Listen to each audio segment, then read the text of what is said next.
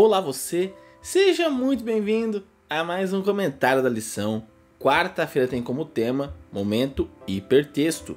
Mas antes disso, meu nome é Ismael, eu sou seu anfitrião da lição dos jovens, então pegue sua lição, pegue sua Bíblia e me acompanhe neste comentário porque essa lição tá muito top.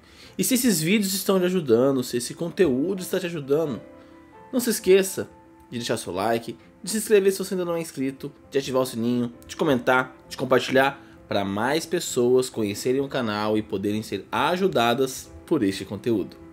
Como eu disse, quarta-feira tem como tema Momento Hipertexto, ou seja, é aquele dia que nós temos textos que correlacionam com o texto ou com o tema principal da semana. E também temos a nossa rede semântica. E a rede semântica tem como palavra-chave nessa semana a palavra igualdade. Quais são as palavras que você associa quando você vê a palavra igualdade?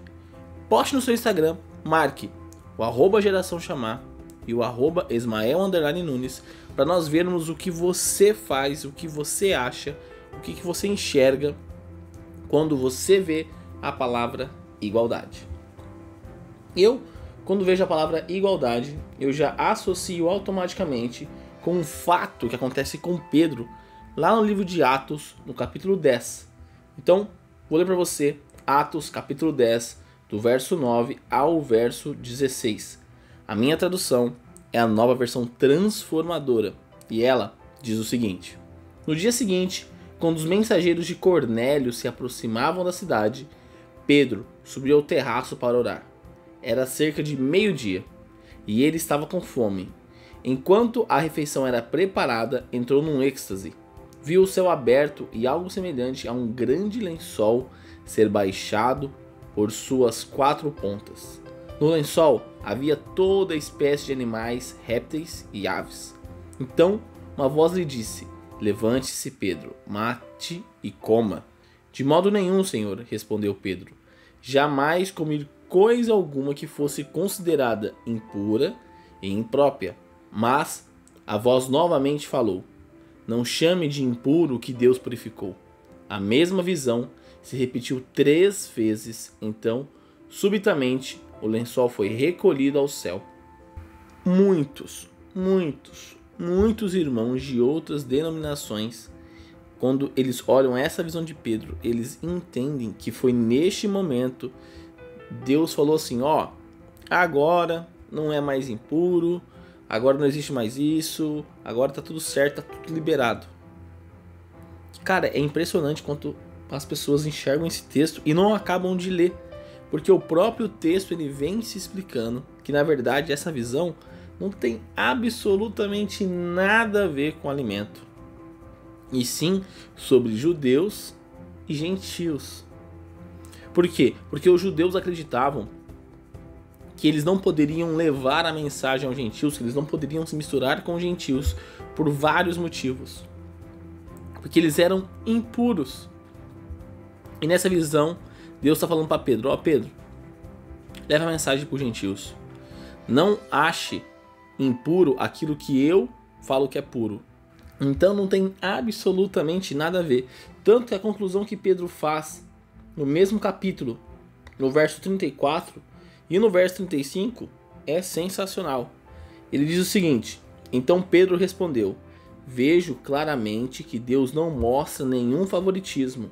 Em todas as nações ele aceita aqueles que o temem e fazem o que é certo. Meu irmão, minha irmã, deixa eu te falar um negócio. Existem cristãos fiéis a Deus em todas as denominações. Todas, absolutamente todas, porque Deus não faz distinção entre uma denominação e uma outra denominação. A partir do momento que aquela pessoa vive aquilo que ela acredita, porque tem pessoas que têm um conhecimento maior da Bíblia e existem pessoas que têm um conhecimento menor da Bíblia, Deus vai cobrar delas aquilo que elas entendem e que elas colocam em prática. Então, se aquela pessoa ela vive com sinceridade aquilo que ela acredita, ela é uma cristã sincera. Ela não necessita estar somente em uma denominação para ser salvo. Bandeira de igreja não salva ninguém. Bandeira de igreja não salva ninguém. O que salva é a graça. Nós já conversamos sobre isso durante a lição desse trimestre. Mas é sempre bom reforçar. Porque, infelizmente, algumas pessoas não conseguem entender que, às vezes, para nós, aquela pessoa é impura. Aquela pessoa ela não pode fazer isso, ela não pode fazer aquilo. Mas, meu irmão, Cristo morreu por todas as pessoas. Indiferente se vão acreditar ou não acreditar nele, indiferente se são da denominação A, B ou C, Cristo morreu por todos. Então, vamos fazer igual Pedro. Vamos agir com igualdade. Não vamos querer falar que aquele é impuro porque ele está na denominação X ou Y. Deus fez puro todas as pessoas. Deus quer que todos sejam salvos. Então, não vamos tentar medir, mensurar, não vamos tentar fazer com que aquele irmão não seja puro, aquele irmão não seja impuro. Não, isso não cabe a nós. Nossa função é pregar o evangelho e viver o evangelho. Quando nós fizermos isso, nós vamos levar automaticamente mensagem a outras pessoas e tratar sem julgar, sem julgamento, porque cada pessoa está numa caminhada espiritual, cada pessoa está num degrauzinho da escada espiritual, cada pessoa tem um conhecimento dela a respeito de Deus. Existem algumas verdades absolutas que, indiferente se você concorda ou não concorda, a verdade existe. Por exemplo, Cristo veio a essa terra e morreu por todo mundo. Isso é uma verdade absoluta. Indiferente se você acredita nisso ou não, ela é uma verdade absoluta. Agora, existem aspectos da Bíblia que não é uma verdade absoluta. É coisas que Deus não é tão específico, não é tão direto. Então, essas partes, estes pontos, são os pontos que nós precisamos deixar aquela pessoa entender e conhecer. E como eu disse, existem pessoas que malemar leem a Bíblia. Existem denominações que você não pega a Bíblia para ler. Não é costumeiro isso. Mas aquilo que elas entendem, elas colocam em prática. E eu quero fazer uma pergunta para você. Você que está me ouvindo agora. Você tem colocado em prática aquilo que você conhece da Bíblia? Você tem colocado em prática todo o conhecimento que você tem absorvido da Bíblia? Neste momento, feche os seus olhos e ore comigo.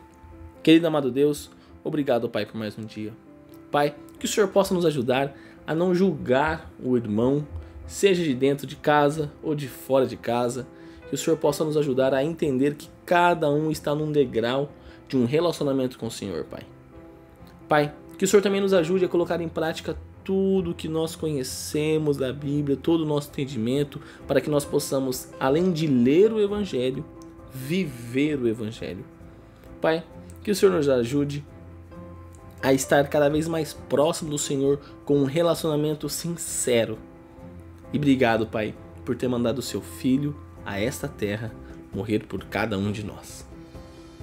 Esse é meu agradecimento e meu pedido em nome do seu Filho Jesus.